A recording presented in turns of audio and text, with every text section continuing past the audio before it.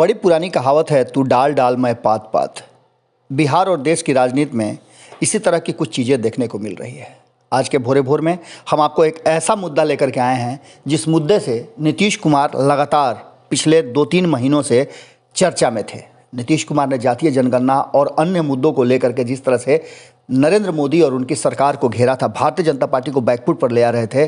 अब ऐसा master stroke चल दिया है भारतीय जनता पार्टी ने कि नीतीश को चारों खाने चित या कहा जाए तो क्लीन बोल्ड कर दिया है। ये ऐसी गुगली है जिसको कोई समझ भी नहीं पाया और पूरी तरह से बैट्समैन आउट हो गया जो लगातार फॉर्म में चल रहा था। आपने देखा होगा, हम वो बातें नहीं कहने जा रहे हैं जो बात आप जानते हैं। आप जानते हैं कि नीतीश कुमार ने जातीय जनगणना का डिमांड रखा था। सारे विपक्ष को लेकर के एक साथ गए थे, नरेंद्र मोदी से मुलाकात किया था और उनसे आग्रह किया था कि जातीय जनगणना देश में कराई जाए। लेकिन जातीय जनगणना पर तो बात हो ही गई थी। सीधी तौर पे जातीय जनगणना को लेकर के जो भारतीय जनता पार्टी और केंद्र की सरकार ने फैसला किया, वो फैसला सार्वजनिक है, क्योंकि सदन में भी कह दिया कि जातीय जनगणना कराना उसके बस में नहीं है। वहीं कोर्ट को भी हलफनामा दे दिया कि कार्यपालिका के काम में न्यायपालिका दखल अंदाजी न करे, खास करके जातीय जनगणना वाले मुद्दे पर। अब इन सारी बातों पर नीतीश कुमार के हाथ में जो मुद्दा मिला था, उस मुद्दे पर भीतर में मंथन जबरदस्त चल रहा था। जनसंख्या को लेकर के और जातीय जनगणना को लेकर के जिस तरह से नीतीश कुमार आगे बढ़े थे, वो तो भारतीय जनता पार्टी ने पूरी तरह से निरस्त कर ही दिया था। अगला स्टेप था बिहार को विशेष राज्य का दर्जा देने की। उस पर भी भारतीय जनता पार्टी ने अपना जो मत है वो सीधी तौर पे खुलासा कर दिया था।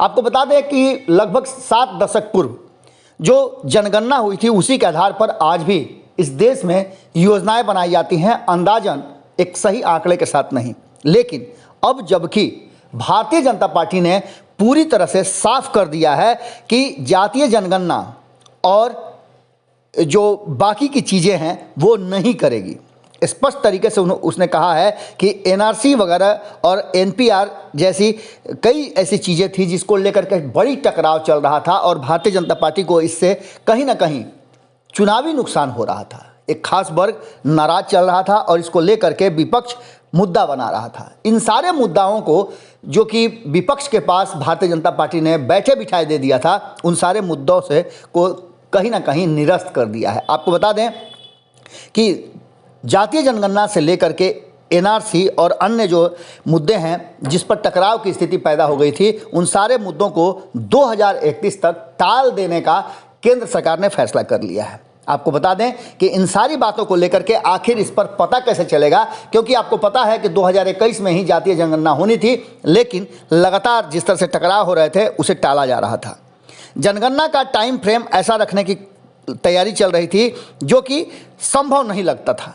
इन सारी बातों को लेकर के एक बड़ी कवायद शुरू कर दिया है केंद्र की सरकार और भारतीय जनता पार्टी ने। उसने सबसे पहले तो एनआरसी और एनपीआर को लेकर केंद्र सरकार और 11 राज्यों के बीच जो असहमति चल रही थी, उस असहमति को ही समाप्त करते हुए 2031 तक इन सारे मुद्दों को समाप्त कर दिया है। एनपीआर को लेकर के पहले भी विरोध प्रदर्शन का नौबत आ चुका था और ऐसे में केंद्र सरकार फिर से नई परेशानी में नहीं जाना चाहती थी। आपको बता दें कि जनगणना और एनपीआर का काम 2031 तक स्थगित करने की नौबत को किसी न किसी तरह से अब टाल दिया जाएगा, ऐसा फैसला भारतीय जनता पार्टी और केंद्र की सरकार ने कर लिया। हालांकि भाजपा के एजेंडे में अभी भी एनसीआर और एनपीआर आगे भी बना रहेगा, लेकिन इसको सियासी लकीर को स्पष्ट करने के लिए और इस पर पूरी तरह से विराम लगे जिससे कि विपक्ष के पास कोई मुद्दा नहीं रह जाए, इसके लिए भारतीय जनता पार्टी ने प्लान बना लिया है। आपको बता दें कि जनगणना का जो टाइम फ्रेम था, उसे कहीं ना कहीं उस पर जो चर्चाएं चल रही थी उस पर अब पूरी तरह से चर्चा शुरू हो गई है। 2022 और 2023 जनगणना एनपीआर के लिए मोबाइल ऐप और सीएमएमएस पोर्टल के टेस्ट होंगे और इसके लिए योजना बनाई जा रही है। आपको बता दें कि इसके साथ 2023 और 2024 के जनगणना 2021 के पहले चरण का फील्ड वर्क, जिसमें घर संपत्ति का डाटा वगैरह कलेक्ट करना था, ये चलता रहेगा। 2024-25 जनसंख्या को गिनने का चरण शुरू होगा। इसके साथ ही आपको बता दें कि 2025 और 26 प्रोविजनल डेटा जारी होगा। इसमें प्राइमरी संकेत होते हैं 2026 और 27 जनगणना की 250 से अधिक डेटा टेबल जारी होगी और ये एक लंबे प्रक्रिया के तहत करने के पीछे कहीं ना कहीं सीधी तौर पे भारतीय जनता पार्टी का मकसद आपको पता है। इसके साथ ही एक बड़ा, जो हम शुरू से बताते आ रहे हैं कि राष्ट्रवाद वाली ऐसी गोली है भारतीय जनता पार्टी के पास कि आम जनता के सामने अगर रख दे तो उसे चूसने के लिए मजबूर हो जाता है। जिस तरह से बच्चे लॉलीपॉप को देख करके आकृष्ट होते हैं और दुकान में जबरदस्ती हाथ पैर पटकने लगते हैं कि हमें लॉलीपॉप चाहिए ही चाहिए, बिल्कुल उसी अंदाज में केंद्र सरकार और भारतीय जनता पार्टी ने कहीं ना कहीं एक बात सामने रख दी है कि 12,000 करोड़ रुपया इससे बचेगा और हम अपने मकसद में कामयाब भी हो जाएंगे, यानी जनगणना का डेटा भी हमारे पास आ जाएगा। इन सारी बातों को लेकर के उन्होंने कहा है कि जो टीकाकरण चल रहा है उस टीकाकरण से बहुत सारी चीज़ें पता चल जाएंगी और 50% से लेकर के 70-80% तक तो डाटा हमारे पास आ जाएंगे। उन्होंने कहा कि कोरोना की वजह से 2 साल से स्थगित हो रहे जनगणना को 2031 तक टालने की तैयारी के पीछे एक मकसद है कि हम चाहते हैं कि जो भी हो वो बड़ा हो जाए। अगर मीडिया की बात माने या फिर सूत्रों की बात माने तो कहीं ना कहीं इस बारे में केंद्र सरकार अपने आने वाले समय में घोषणा कर सकती है। और दरअसल कोरोना के खिलाफ जारी टीकाकरण की वजह से केंद्र सरकार को टीका लगाने वाले 84.67 करोड़ वयस्कों और 18 प्लस की सटीक जानकारी मिल चुकी है। अब 15 से 18 साल के किशोरों का वैक्सीनेशन शुरू हो रहा है और इससे सरकार को लगभग पूरी आबादी की संख्या का अंदाजा हो जाएगा। इसलिए सरकार का मानना है कि जनगणना को 2031 तक टालने से कोई खास नुकसान नहीं होगा और हमारे पास एक आंकड़ा भी आ जाएगा। इसके साथ ही जुडिशियल फ्रीज करने के फैसले को लेकर के 30 जून 2022 तक इसे टाला गया है और जनगणना टालने का यह सबसे बड़ा संकेत इस बात से पता चल रहा है। आपको बता दें कि इससे पहले, इसके ठीक पहले 31 दिसंबर 2020 और फिर 31 दिसंबर 2021 की समय सीमा तय हो गई थी कि इसे किया जाएगा, लेकिन जुडिशियल फ्रीज करने का जो फैसला जनगणना शुरू करने से 3 महीने पहले किया गया है, उसके बाद किसी भी जिले, ब्लॉक या गांव में की सीमाएं नहीं बदली जा सकती है। ऐसी स्थिति में जाहिर है कि अब जनगणना का फैसला होता है तो 2022 के आखिरी 3 महीने से पहले इसे शुरू नहीं किया जा सकता है, जैसा कि टाइम फ्रेम बना हुआ है।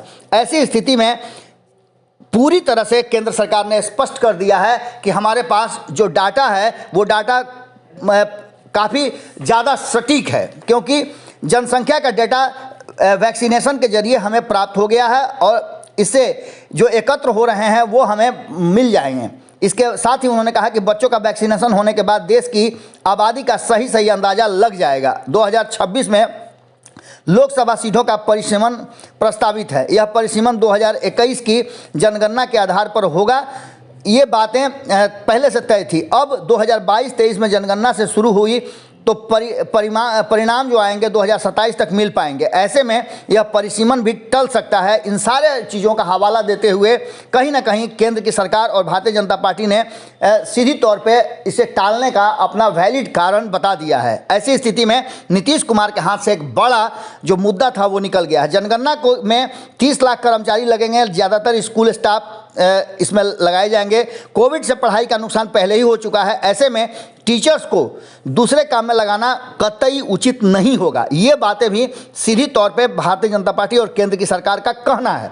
उसके साथ ही 2024 में आम चुनाव होने वाले हैं, 2022 में 7 और 2023 में 9 राज्यों में विधानसभा के चुनाव होने हैं। इसको भी मद्देनज़र रखते हुए कर्मचारियों की ज़रूरत पड़ेगी और ये अगर जनगणना में लगा दिए गए तो कहीं ना कहीं अराजक स्थिति पैदा हो जाएगी और संवैधानिक संकट आ जाएगा। इसलिए जनगणना टालने का गंभीरता से विचार किया जा रहा है। इन सारी बातों को लेकर के चूँकि ये सब कुछ होते होते 2031 तक जनगणना कराना संभव नहीं हो पा रहा है, इसलिए 12,695 करोड़ रुपए जो हमारे बजट में इसके लिए प्रावधान किए गए हैं वो प्रावधान आज भी हमारे साथ जुड़े हुए हैं और इससे सरकार को अधिक खर्च करना पड़ेगा और ये पैसे लग जाएंगे। इसे बचाना ज़रूरी है। इसलिए वर्तमान परिस्थिति में जबकि हमारे पास आंकड़े लगभग आ चुके हैं वैक्सीनेशन के जरिए और बाकी का भी बहुत जल्दी हमारे पास आ जाएगा, इसलिए कहीं ना कहीं भारतीय जनता पार्टी ने जो मुद्दा विपक्ष के पास और खास करके कहा जाए तो नीतीश कुमार के पास पिछले 6 महीने से था, उस मुद्दा को ही समाप्त कर दिया है। और ऐसी स्थिति में भारतीय जनता पार्टी का एक बड़ा चाल कहा जाए या बड़ा दाव कहा जाए तो काफ़ी असरकारक हो गया है, जिसको लेकर के कहीं ना कहीं नीतीश कुमार के हाथों में अब शून्य है। देखना होगा कि अब इसके आगे की रणनीति क्या होती है। जो एक बड़ा भारतीय जनता पार्टी के विरुद्ध संगठन बनाने की कोशिश चल रही थी, उस पर क्या असर पड़ेगा। जुड़े रहिए भारत लाइव के साथ, खबरें लगातार जारी हैं। भोरे भोर में हम आपसे आज यहीं विदा लेते हैं। बहुत बहुत धन्यवाद। अगर ये वीडियो पसंद आई और वह बिहार के राजनीति और बिहारियत से सरोकार रखेनी तो सब्सक्राइब बटन दबा के चैनल के सब्सक्राइब कर ली। ओजे एगो घंटी बा, ओकरा बटन दबा देला से कुल सटीक और मारक खबर रुआ मुफ्त में मिल जाई। अगर रुआ पत्रकारिता के हमनी के नया प्रयोग में सहयोग कर चाहतानी तो ज्वाइन बटन दबा दी। पेटीएम नंबर नोट कर ली 93868167